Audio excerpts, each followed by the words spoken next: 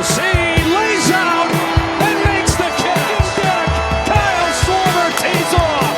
Fastball hit to left. It is long gone. The swing is live. It is bedlam at the bank. Castellanos coming on. Castellanos gets it. And the Phillies have the National League Championship. Hey guys, welcome to Broad Street to Britain with me, Dave Shaw, and as ever, with my good friend Alex Carr. Alex, how are you, buddy? Hello, sir. Welcome back. I'm very, very excited. I heard you had a good trip. Yeah, it was all right. No, it was awesome. Absolutely awesome. Still a little bit jet lagged at the moment, but yeah, again, the experiences I've had, the time of my life again, so close to sweeping, that close. The Fields forgot to run the base, how to run the base pass towards the end. But yeah, unreal. From flying in Wednesday, and the weather was beautiful. Oh, it was stunning, especially coming from the weather we've got here at the moment. It was really warm. Then the game cooled off early doors. Didn't rain until like 8 o'clock when it was due to. It was a stunningly beautiful day. But I was still able to go to Citizens Bank Park and get a grand tour, which I was not expecting. All around the ballpark. John Brazier, who is a director of fun and games at the Phils, who has probably one of the best jobs, not even baseball or for the Phillies or in sport, best jobs ever. Like that guy, who I will get on the pod. Some of the stories he's got, by the way, are terrific. So yeah, we could get him on the pod and get some of his stories and what he does, because his job is fascinating. It's incredible. Everything you see behind, like opening day, is all. You know, he comes up with it. He comes up with the ideas, and then the amazing team behind the Phils and the massive group of people who work behind the scenes put it all together so amazingly. And it was just amazing. It was amazing to walk around the ballpark and meet everybody. And honestly, you get the feel of it's like a family. You know, the organization, everyone who knows each other, you know, it's great. They're so friendly. We should expect them to be, but they're so friendly. You know, everyone wants to talk to you, and everyone's generally happy to see you, and everyone's, you know, bouncing off each other in the ballpark, and it's just, you get that family vibe within the organization, which was so cool. One of the best things I took away from that, actually. And then John took me out to lunch at Nick's in South Philly. Which was awesome. And again, just talking to him and sharing some of the stories he had was unreal. You know, sandwich. I don't know if I can say right here, but some interesting nuggets in there. But we'll definitely get him on the show because he's a very, very interesting guy. Opening day. In fact, let's go for opening day now, Alex, because the atmosphere was fantastic. It felt. Everybody was alive, you know, despite the poor start, despite winning one game, it still had that Red October feel. Everyone was excited to be back at the bank. It was cold. Despite it being really cold, I managed to get just behind, you know, where the players walking out of Broad Street and down the steps. Yeah. I figured that's where you'd be. I had to be there. There. I think I got more on my phone, leaning up with my phone, trying to get down than I could see myself. But it was, you know, I could see their faces, and it was awesome watching them all walk past. And the crowd were up for it. Oh, they were up for it. It was a great day. The Phils comfortably beating the Reds 5-2. Great start from the Phils. Wheeler giving us 5.1 innings. Just 2 runs allowed. Belatti. What a season this guy. We'll get to him in a minute. What a season this guy is having. So much better. Alvarado was Alvarado. Kimbrel was Kimbrel. Souza, JT went yards. And the season, you felt then, Alex, was getting back on track. Yeah, I think it's and I say this with love in my heart. I'm really glad there weren't any really, at least audible boos on opening day. I mean, maybe for, you know, a couple guys here and there, but I think for the most part, everybody was just excited to be there, happy to be there, despite, like you said, the slow start. That to me, I think, is just important, because I think the last thing you want to do is, you know, on the day you're celebrating such a great season, from these guys, last thing you really want to do is boo them. So I'm glad that at least they didn't get picked up on the TV or what have you. So that's what I'm happy about. And the win was great. I mean that shot from JT was really something. Yeah, Obviously he's gone very cold since, but that was definitely something to behold. Yeah, the top three of the lineup went pretty cold after that. Turner with his 2 hits in that game. JT also had 2 hits. Castellanos just looks a completely different player at the plate. His whole approach is different. Doubles. We love a double out of Castellanos. It's almost like guys don't just forget how to hit overnight. It's almost as if. Almost as if. And I'm already seeing on social media, he's only got a 2.40 average and what have you. He's giving us already far more than what we saw from him last season. Forget the average. Everybody loved him. We're recording this on the day of the 11th. So this is the game. Well, I guess everybody's going to get it today, right? This is come out today. Yeah. So we're recording this the day that it's being released. So last night, Castellanos just drew the line in the box. And was ejected for it. And I think, honestly, between that and dancing down the third base line, he is showing so much more of who he actually is. The guy that when he slid into home against, what was that, the Cardinals, and just absolutely got in Yadier Molina's face. That's the guy. Or I think it was Andrew Kisner behind the Yadier Molina would have beat the crap out of him. But I think it was probably Andrew Kisner behind the plate. But this is the guy. This is Nick Castellanos. And look, love him or hate him, he's got a hell of a personality. And you got to let that shine through. And I think he was afraid to let that shine last year. He definitely wasn't this same person. He was a little bit more uncomfortable or tense or whatever. He's letting it all hang out this year, and I love that from him.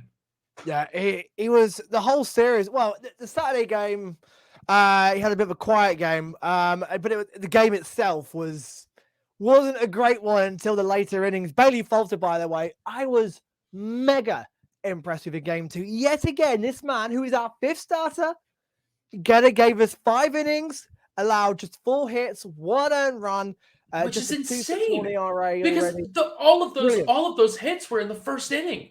All of them. True. He retired 12 straight. I don't know how you with and this is no disgrace to Bailey here. He does not have the most stuff that you're going to see from a starting pitcher, right? He's not a stuff guy. He is a very much a guy that relies on command, control, and just deception by any means, including his very long extension. But I don't know how you go from getting lit up in the first inning, absolutely torched, at least from a batted ball perspective, to then retiring 12 straight. Good on him. That was I'm not gonna lie. At the game, I was kind of worried. I was like, especially the opening home run, wasn't there? First batter home run. Mm-hmm. Spencer Steer, which I missed. Saturday was incredible for me. So I met up with John again, and he asked me to come up during the first inning and said, all right, I just casually drops in. Oh, have you met Fransky in LA before? I went, yeah, I've met Fransky before once. Yeah, he goes, oh, come on in and sit with him during the first inning. Like, what? It was surreal. So in between so first we went to the press box and watched a bit from there. Met Ruben, who was awesome. Just really, again, great, happy to chat and talk, and could see the press guys, could see Alex Coffey down there. I was like, I want to say hello, but obviously they're doing their job. But it was just a great perspective of how they watched the game, and it was incredible. Like Stevenson got on base for the Reds, and straight away the guy with a laptop there was going, that was his 7th game straight. It's a career high. Yeah, passing it down to the media, so like when you see that stuff read out on air, it comes straight from this guy on a laptop who's got all their people's career stats and game stats. He passes it down the line, and then they press a button and then put it into the booth or to the TV area to then get it relayed onto the graphics and stuff. And it was like incredible operation. And then we went to, then I sat with in between Fransky and LA. And they were so cool. They're just surreal. I'm trying to take it in as much as I can. I couldn't watch the game. I'm just sat there going, damn, Fransky, LA. And I was picturing like at the same time would have been like in October, especially when like Harper hit that home run. And picturing Fransky just sitting there dropping that line and just what he was able to see when it was all happening and stuff was, it was incredible. Then after the first, they had a picture with him. LA was brilliant. Thought I was crazy for the amount of times I stayed up during the night. He's so funny. He turned to John after when is there anyone else you're going to bring up for a quick 1-2-3 inning? And gave me a high five. Awesome guys. And then to top it off, then to sit with Dan Baker for an inning and talk to him and was just incredible. And the whole control room, the Fanavision, where they do this Fanavision and what you see on your screens, the operation is mind-blowing. The amount of screens, graphics, organization, but it's all calm. It's all really calm in there. And there were a few early bugs in the scoreboard, which some people picked up, but a few teething problems. But generally, you just don't understand the operation that goes into what you see on your screens and what you see on the Fanavision and on the big screen. It is just phenomenal. And sitting next to Dan, who was an absolute pleasure. What a gentleman! I thought I would just be sitting there watching the game and just listening to Dan do his thing. But when he wasn't on mic, he was chatting away. He was saying he had English and Welsh heritage. He remember when Manchester United came to Philadelphia to play in Philly for a friendly against Barcelona. He did that when he worked for the Eagles. And then he would just casually stop, press the button, introduce the next player, which I had to get a few recordings of. And then just as soon as the mic was off, it was back talking. And we're talking about October and how he admitted it's one of the best years, best experiences he's ever had. And what a guy. What a gentleman he really was. And just the Phils in general as an organization is just class from top to bottom. And it was one of the best experiences. And then I was lucky enough to have seats right behind the visiting dugout, like 2 rows back. And that was an experience in itself. I've never been that close to a baseball game before. I'm right on top of it. I can see right into the Phils dugout. I can see the Reds players walking backwards and forwards. You can literally hear their conversations. You don't what the fans, some of the Philly fans are shouting to them. Their reactions to it. A lot of smiles. The Reds fans were players were sort of smirking. Some of it was really funny. But just to watch a game that close and seeing the players' expressions and just the general, just the game, from sort of more their point of view was just incredible. That's something that I'll never, ever forget. And as the game went on, it wasn't the best of games in general. The Phils were really, and the pitching was great. And I think the bullpen is getting much, much better. Brogdon came in, had a good inning. Belatti again. Lights out Belatti. What did this guy? But I think he's so underrated, Alex. Yeah. Again, I reiterate this pretty much every time we talk about him. Top 15 player by strikeout rate last year in terms of bullpen pitchers. I don't really know how else to make it clear to folks. He is really, really, really good. And that is just to encapsulate like the entire Dombrowski era thus far. That is the kind of move that Dave Dombrowski has made time and time again. Andrew Bellotti was a minor league signee, was a guy that you expected you'd probably see in AAA for, the majority of the season. Then makes the opening day bullpen. And lo and behold, he's throwing his slider more than he's throwing, and it's more of like a cut slider now. But he's throwing that slider more than he's throwing his fastball. And look at him now. He is, and he's getting used almost every single day. I think it's incredible. He is getting ridden like a workhorse, and he's doing his job. He is doing a great job. And it's just such a shrewd pickup by Dave Dombrowski again, which is, just flying under the radar for whatever reason. How many times can we say that? Like Edmundo Souza, shrewd pickup. Brandon Marsh, shrewd pickup. At the time when we got Souza, he was nothing like the player he is now. I thought Souza was a bench move. Yeah, good. Marsh, good move. Yeah, bench, cover, depth. Now these guys are everydayers. You can't. Souza's is on the form of his life right now. Marsh, we'll go into last night shortly, but great. And I'll tell you what, actually, in that game too, the game for me, I know people say, oh, Castellanos jinxing and turning at third base changed the game. I think the game changed before that, because for me, I could feel it when Marley, whatever you say his name, the Reds catcher, got hit by the pitch. Supposedly. Tyler Mahle, yeah. Tyler Mahle, and then went to first base. And of course, then it was reviewed. And, we could all see, and you could see the replays, it hit the butt of his bat, and the crowd lifted from that. I heard that from home as well. It was really incredible. Interesting. Everybody was really cheering. It was like, get back on pretty board. Wild. Come on, get back. And it was that break, by the way, was handy for Vasquez, who was just struggling a little bit at the time.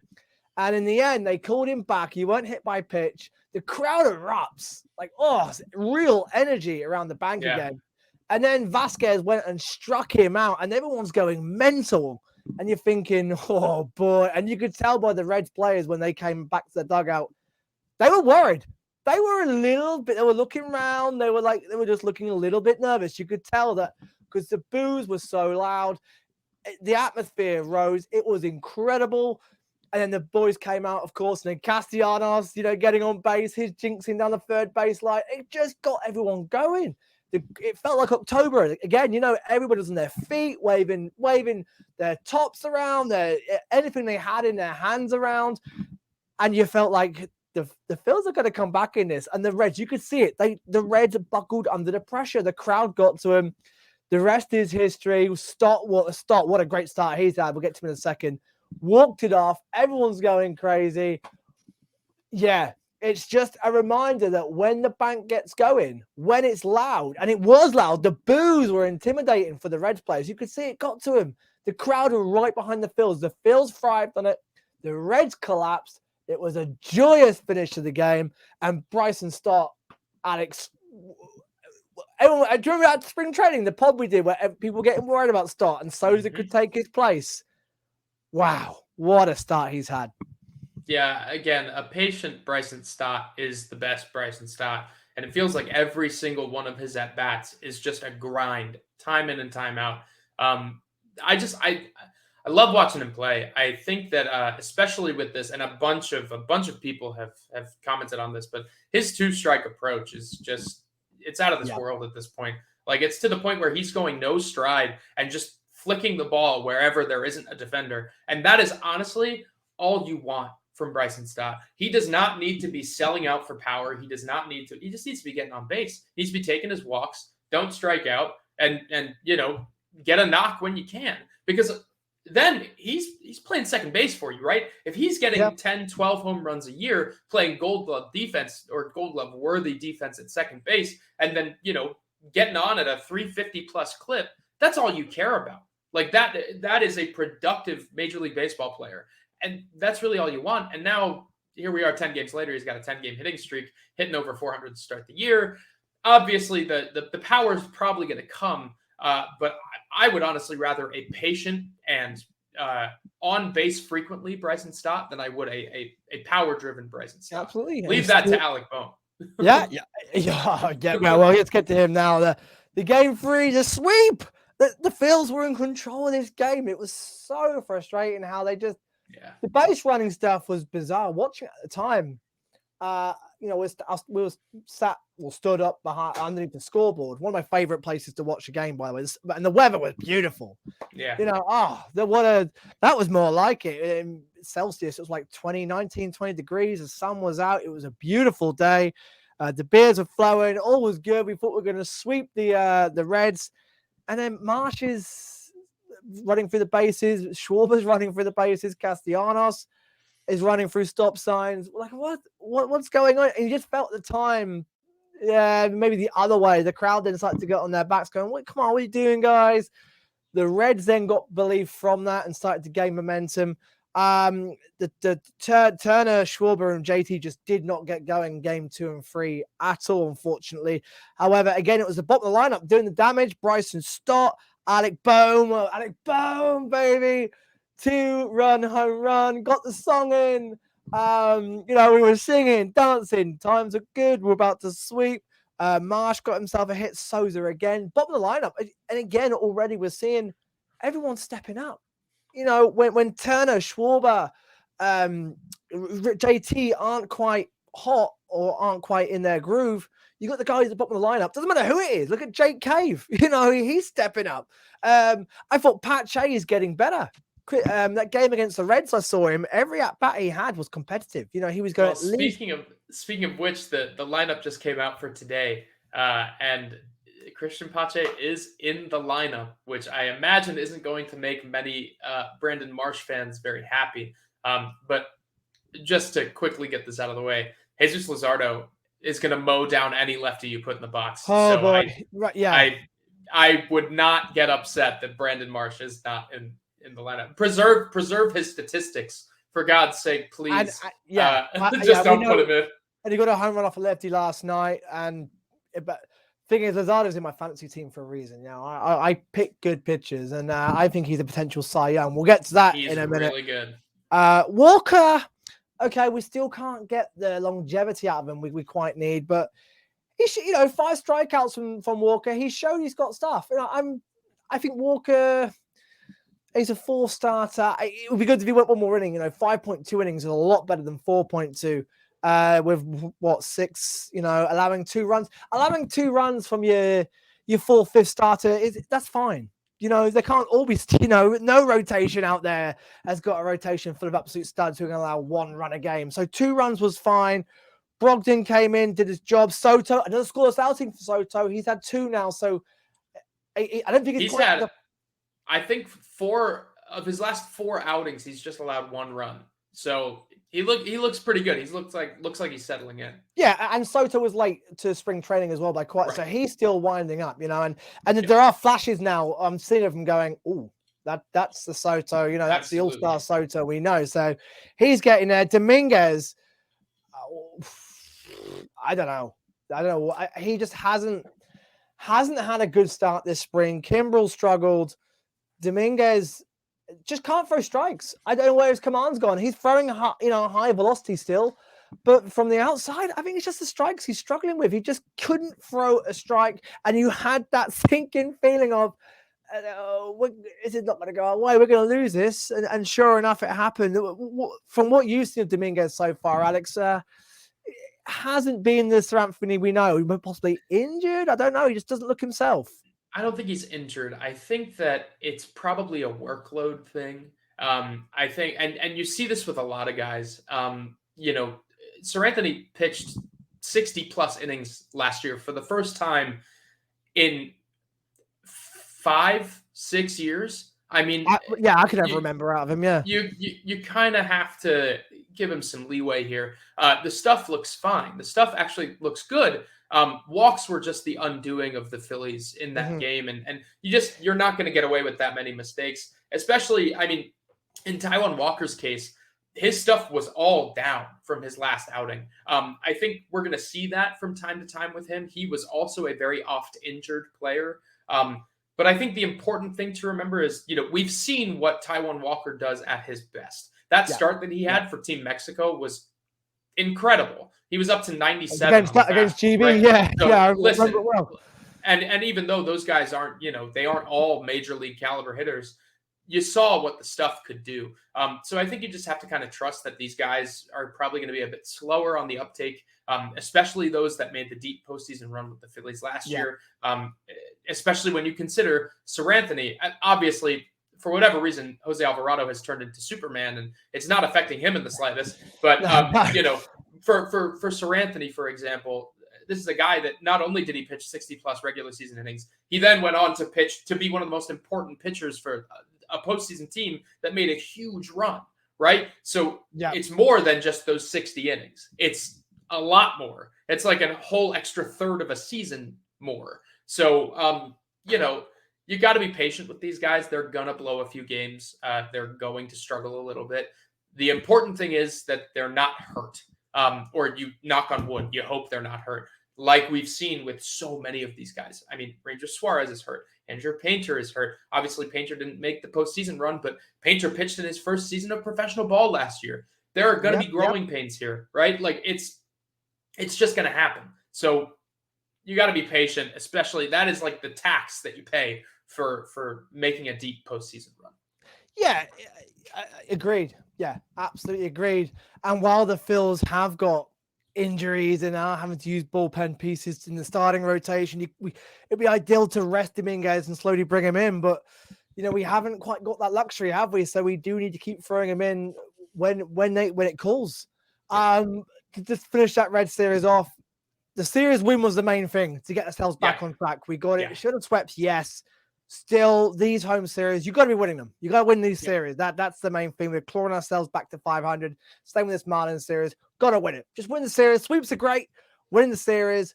Get ourselves back on track. And we've got the Reds again coming up as well. 4 games against them. Again, a series win will be crucial. When that'll take us above 500. In Great American Ballpark, which look forward to that. These guys in Great American Ballpark, anybody can hit a home run there. Yeah. Yeah. We this offense could really come alive. And just to finish off the trip as a whole, but it was so cool to meet so many of you, and you guys sort of make the trip for me as well. Talking to so many of you, meeting so many of you, having pictures. It's just honestly, it feels like a mini celebrity. It's surreal how many of you guys recognize me and want to come talk to me. And I had an absolute blast partying in the Palladium after opening day and some bars in South Philly. Again, meeting some of you guys was so much fun.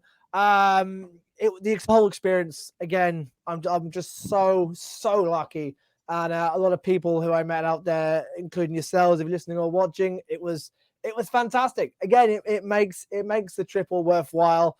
And hopefully in the summer, whether it be for Brighton going to the USA, which was announced today, in Philly, of all places, at the link.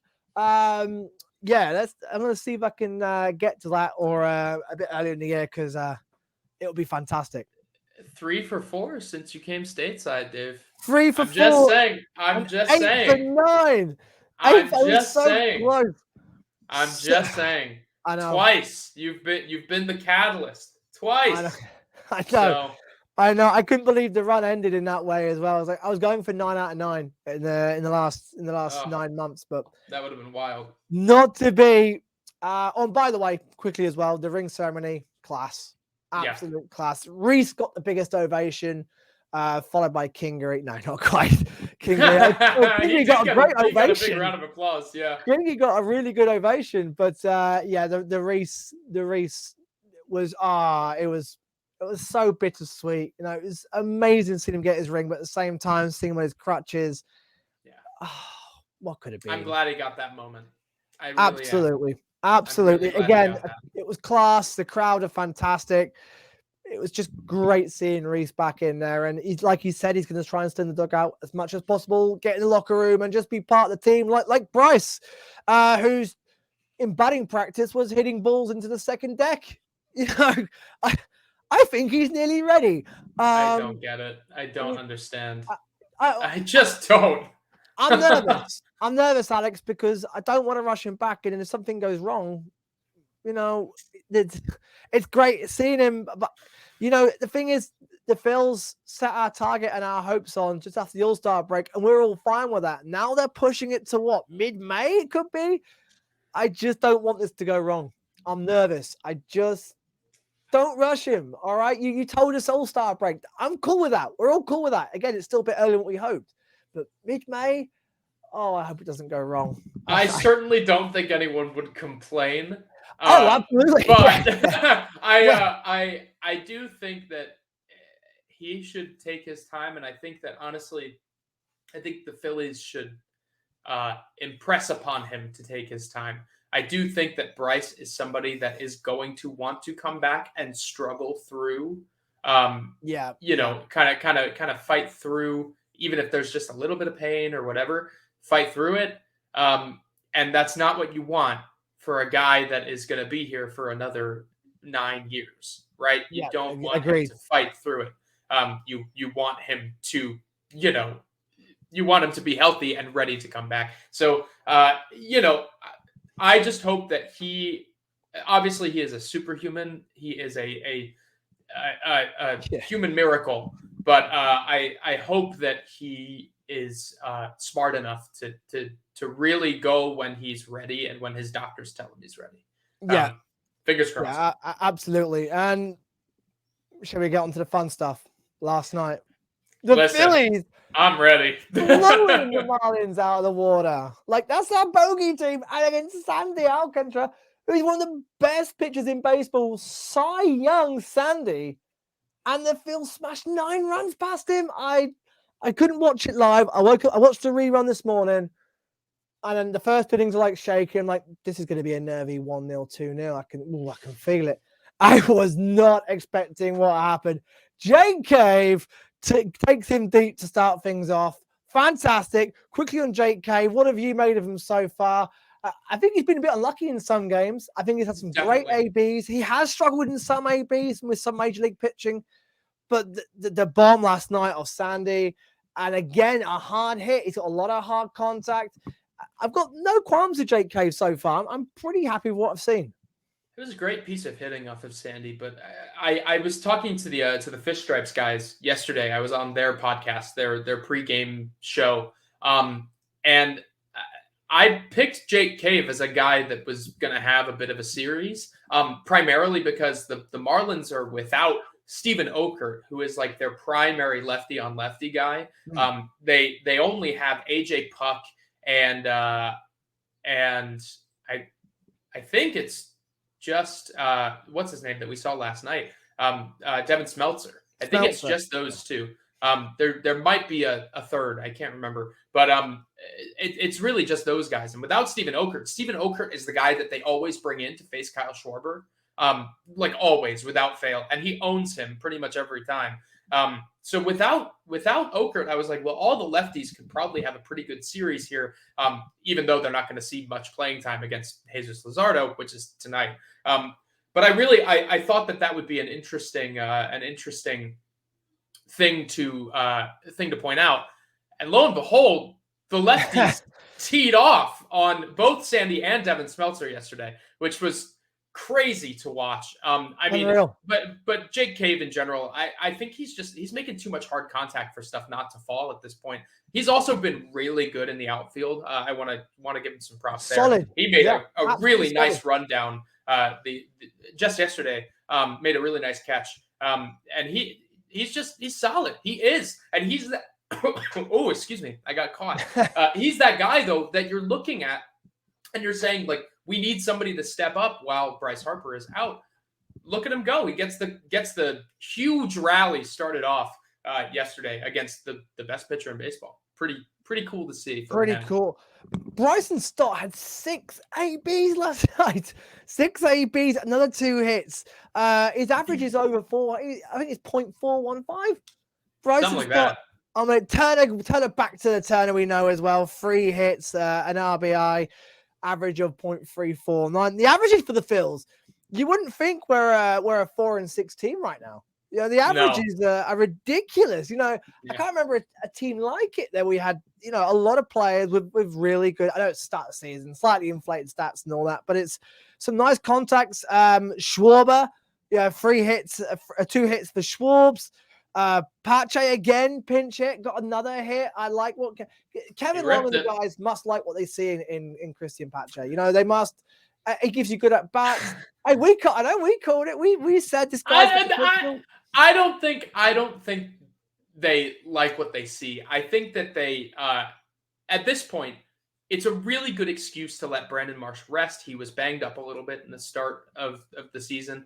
And it's also just a great way to like keep your plus defense in the outfield, even when you want to sit Brandon Marsh. And I think that you're not going to put Brandon Marsh out there against guys like Jesus Luzardo. You're not going to put him out there against Nick Lodolo. You're going to put him out there against guys like Patrick Corbin. You're going to put him out there against guys like, you know, the non-good lefties in the league. But you're not going to go and shove him out there against, you know, somebody like freaking Jesus Luzardo, right? You're instead going to put out a guy that, hey, maybe he gets a hit, but he's also the best defensive center fielder probably in Major League Baseball. I mean, he's that good. He is really, really incredible. So I don't know. I like it. I think it's fine. I know a lot of people are really, you know, he is a 0 at the plate. He just is. And unless an act of God, aka Kevin Long, kind of comes down and really, really helps him, I think you're probably looking at a guy that's more often than not going 0 for 4. But it's a guy that, as long as you can keep that defense, in center field, and then also get, you can sub Brandon Marsh in midway through the game, right? When that tough lefty is off the mound, just put Brandon Marsh back in the game. That's a good point. But I don't know. I think it's fine to keep him on the roster. I think it's totally fine. I honestly have been satisfied with what we've seen, and I'm willing to sacrifice the offensive potential for the potential of the glove. Yeah, I'm giving. I don't know. I'm a glass half full guy. I'm giving Patrick the benefit of the doubt. I like the games against the Reds. I think every at bat he had at least 6 pitches per at bat. And you can. He's definitely put up more competitive at bats. Yeah. Yeah, he's and he wants it. He's just trying out there. He's a player who's giving it his all. He wants to contribute to this team. It was nice to see him get a hit on his pinch hit. And again, for the Phils, it was a low risk move anyway because no one expected anything out of Christian Pache. We got him for relatively nothing. It could turn into something. Any production out of Pache, like you said, with his Gold Glove defense, is a bonus, especially when we can rest Brandon Marsh, as you were saying. And they're also putting Scott Kinger out in center field for the Pigs now, so it looks like they're trying to see he and Dalton Guthrie and Simone Muzziotti. To be fair, we'll get to that very shortly. We'll do our minor league roundup very, very shortly. I can see Muzziotti is having a pretty good start to his season. Alec Bohm last night, 3 hits, 6 RBIs, another home run on the year, of course, of the infamous I hate this place and the 3 errors in 1 inning, and his world was crashing before him. What a turnaround. What a player he's becoming. What a star. Future all-star for me. Did 6 RBIs last night. Alec Bohm, put him at first, put him at third. I remember I had my concerns at the start of the season. Oh, don't mess around with Alec too much. It might knock his confidence. This guy is on the form of his life right now. Yep. Man, I don't know what there is to say that hasn't already been said, but a more confident and more pull happy Alec Bohm is going to be something to behold this year. I think, especially if you're looking at it, I really hesitate to say it, but I really do think that I think that he's going to prove that he has enough power this year to stick at first base. I think he's going to do it. I think he is going to, and I think that's probably where they're going to turn with him. I think he's probably. Listen. Well, this is my question I'll make this a question as well because I can tell you're going to go. Sure. Could you see Alec Bohm as the future first baseman for the Phillies going forward? Yes. I think that's where they're headed. I think that's where he was going to be anyway. That's where he was going to end up. Let's not act like Alec Bohm was going to be playing third base till he was 30 years old, right? That just wasn't happening. He's in his athletic prime. He's able to handle it right now. And credit to him, he got so much better there as time went on. Yeah. So much better. Yep. But given the position that the Phillies are in, they don't have a first baseman this year. And it makes the most, and they don't have a first baseman next year either. They don't. So it makes the most sense for the Phillies to place him there, not only because they don't have a first baseman, but because that's probably where he's going to stick for years to come. Yeah, I think he's probably going to take that role. I think it's his now. And look, he hasn't put a foot wrong yet, really. No. I think there's some that maybe he could have made plays, but in terms of, he said nothing major, nothing like, oh, you should have had that, Alec. Like, he's doing well. He's doing well. The improvement at third is going to help him so much over there. Think about all those leaping giraffe catches he made over at third base to protect runs down the line, right? Like, he has had so many catches where he's leaping up into third base, and he's a giant monster. There was one against the Rangers we saw in the opening series, that tremendous diving catch at third base. Well, that one, the one where he was going horizontally, but I mean the ones where he's going vertically, where he's leaping up into the air and he's snagging those balls out of the air. An athletic Alec Bohm. Right. So down the first base line, it makes a lot of sense that he's going to be able to protect it down there as well. His range is really the only thing that kind of concerns you over at third base. And he doesn't even have to worry really about ranging to his left at first. So I don't know, man. I really think it's the right move. I think that placing him there is just going to be the right call. long term. And while you have Edmundo Sosa at third base, that's great. I mean, obviously, This is an what I was elite getting glove, to. Yeah. an elite glove in every respect. But I was going to say, all of a sudden, this now frees up a lot of options because he's doing well at first. So you can play Souza, who is just to have it. I love this. I love and Souza. for next year, think about it. There are no good first base free agents out there. None outside of Rhys Hoskins, and I wouldn't even call him a first base free agent. He really can't fill the position very well. But there are none out there. But when you look at third base, Matt Chapman is a free agent next year. If you want to keep Edmundo Sosa at third base and just slide somebody to designated hitter, all of a sudden, look, you've got an outfield spot open. Maybe you go after like Ian Happ. Maybe you look for a trade for somebody like Brian Reynolds. Maybe you like options. Look at the options. The options have just opened up all of a sudden. So many options simply by solving that first base issue. So I really think that is where Alec Bohm belongs. And I think, they're probably not going to devote Edmundo Sosa to third base. I think that he's probably going to turn into a super utility guy. I think he's going to be that guy that, Brandon Marsh needs a day off in center field because you're facing a tough lefty. Yeah. There's Edmundo Sosa. Bryson Stott needs a day off at second base because he has a bad matchup against the starting pitcher. There's Edmundo Sosa. You need somebody at shortstop. Trey Turner is, his wife just had his kid. He's taking a few days off.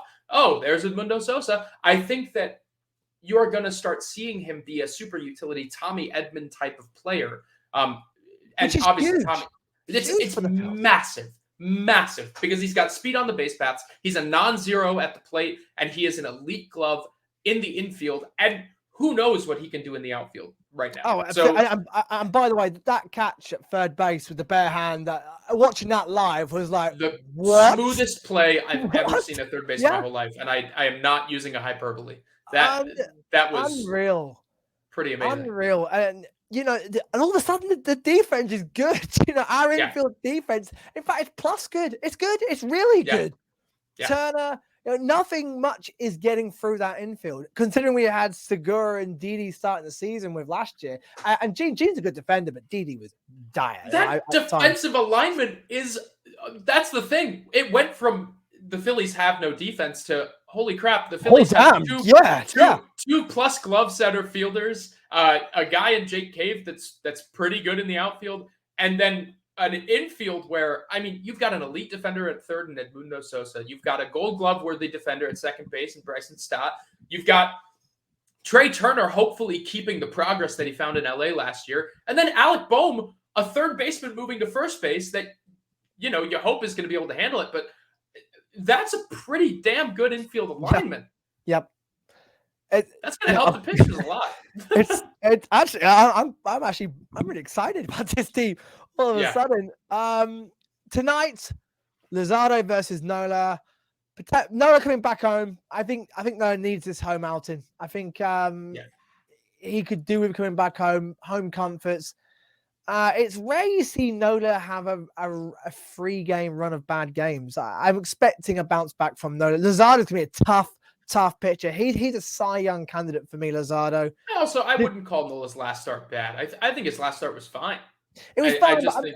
It'd be nice to have Nola going 6 innings, like a classic 7-inning. Really. For the bullpen, because we haven't got an off day for a while as well. So I'm just yesterday was a pretty good off day. Oh, well, actually, to be. Oh, by the way, very quickly, Matt Strahm. I think Matt Strahm is gonna. And look, you don't want him. Obviously, he fared really well against the Yankees. Great work. And that is a tough right-handed hitting lineup.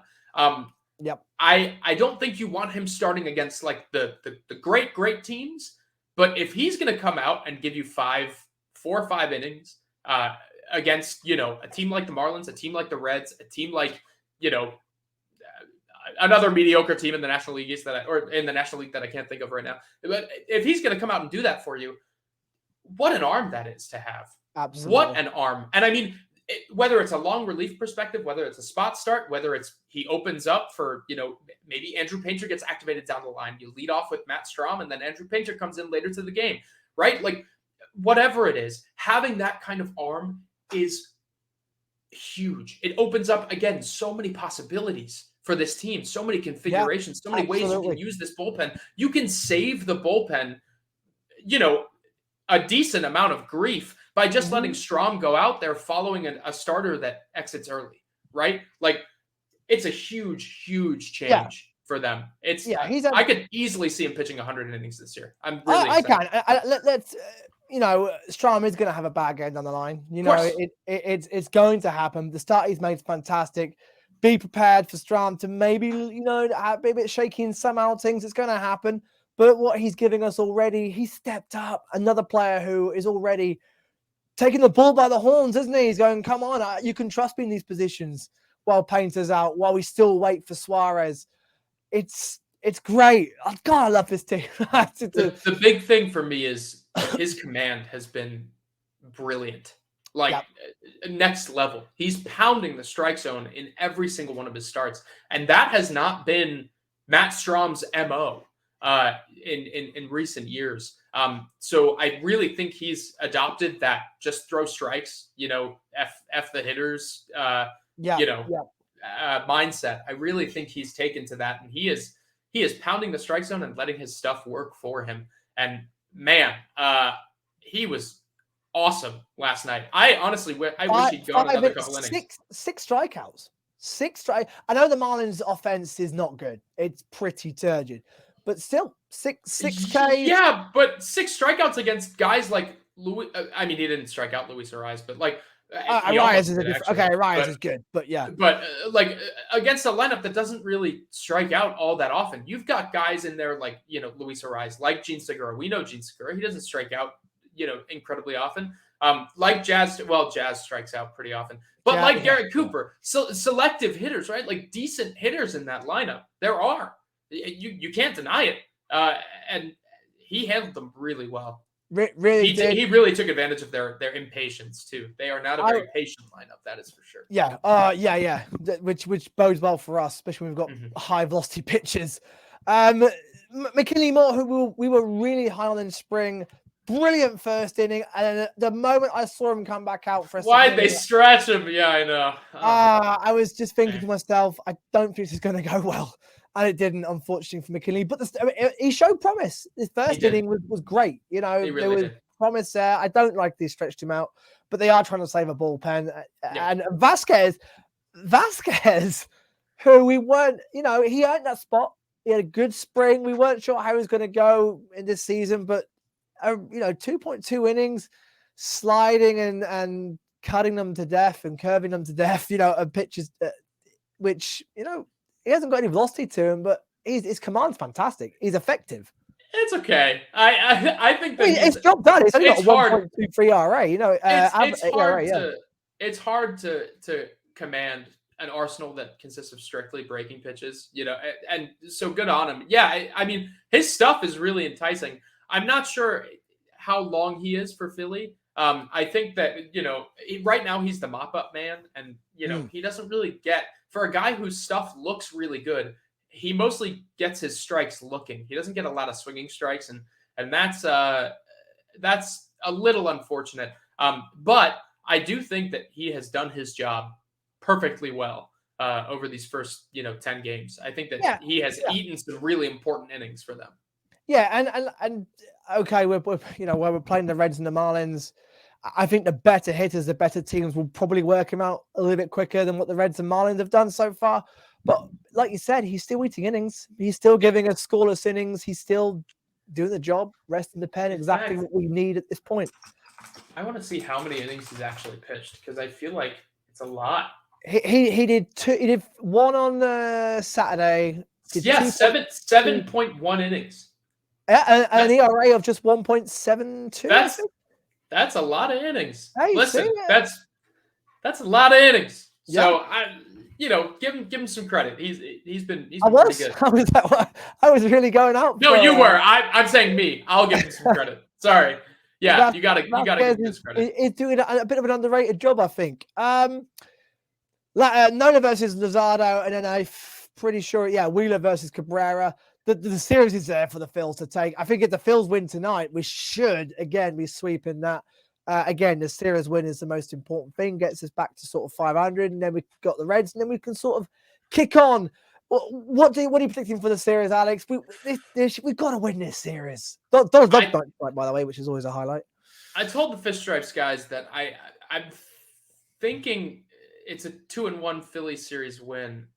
I had a really odd inkling, and I said this yesterday, that they're going to sweep. I take that. And that feels very. I really can't tell you why, because Luzardo has obviously been incredible. But Cabrera has not been. That's thing number one. No, Edward Cabrera has looked really rough. I watched his start against the Mets the other day, and granted, the Mets are kind of his boogeyman, and the Phillies have always struggled against him. But I watched his start the other day. He does not look sharp at all. So I'm hoping that carries over into this next start. He is on my fantasy team, so fingers. Yeah, mine too. Either way, I win. But I'm hoping that rust carries over. But I also think, again, this Marlins bullpen is really, especially after losing JT Charzois, they are in a really interesting spot. And it's not a good spot. So I think that, I think that it's probably going to come down to the way that the Marlins bullpen backs up Luzardo tonight. That being said, they have to get to the Marlins bullpen first. And also, the Phillies are obviously very well known for, after big, huge showings, going silent. So I think that is also at a good chance of happening. But listen, I don't know. I think I have a really odd inkling that they sweep here. And that would be absolutely huge. Oh, yeah, what a statement against Sandy, against Luzardo, against the top three in their rotation, against although the Marlins don't travel well in general, but it's still against, again, we shelled DeGrom, we shelled Sandy, Luzardo. If we can do it tonight just to win, the sweep will be huge, because then we've got the Reds after that, 4 games. Then the struggling White Sox who haven't started well. Then the Rockies at home, 4 games, and the Rockies don't travel too well. The Rockies are always an interesting series for the Phillies. Yeah, at Coors, our record must be as bad as what we are at the Rangers, because we're just. But it's in Philly, so it is up. Although we have got them in May in Colorado. Then Seattle. Charlie Blackmon is showing up against the Phillies, I'm skeptical. You can book it. He's on base, but and then we've got the Mariners, who also haven't started that well. So the schedule now for the rest of April until we get to Houston at the end of April is, we should be looking now getting nicely at 500 and above. The Mets have got injuries; they haven't started with their fan base is an absolute meltdown. The Mets fans are already worrying. The Braves are sort of just doing their thing. Let the Braves win the division. I don't care about them and what they do.